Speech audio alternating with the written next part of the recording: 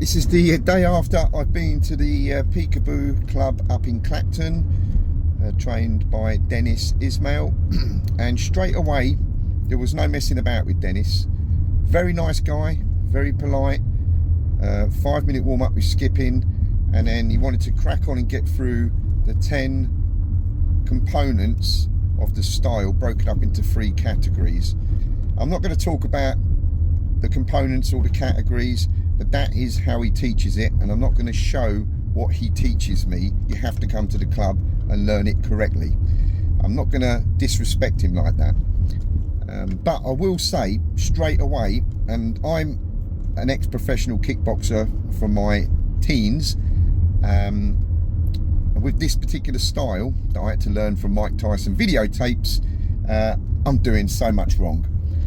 I've got so many bad habits, but he was praising me very well because I could move. My fitness was up enough to keep up with the components that he was doing, and we managed to crack on quite quickly.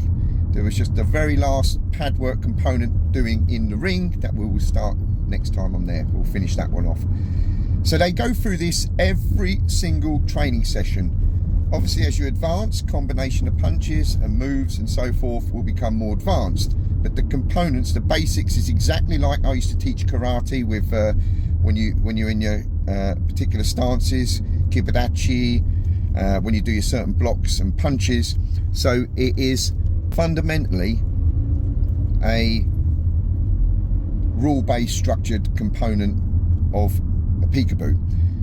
This is how Cuss taught it. What Denis was telling me was that there's a lot of variations now of the style. You know, even other people who trained under Cuss D'Amato have made their variations. But chatting with Denis, I realised you don't need to modernise anything. If it ain't broke, don't fix it. If it produced 3 world champions, don't try to fix it.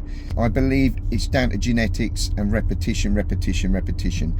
There was definitely an eye-opening moment where I realised I'm doing something actually wrong, and what he showed me was so much quicker.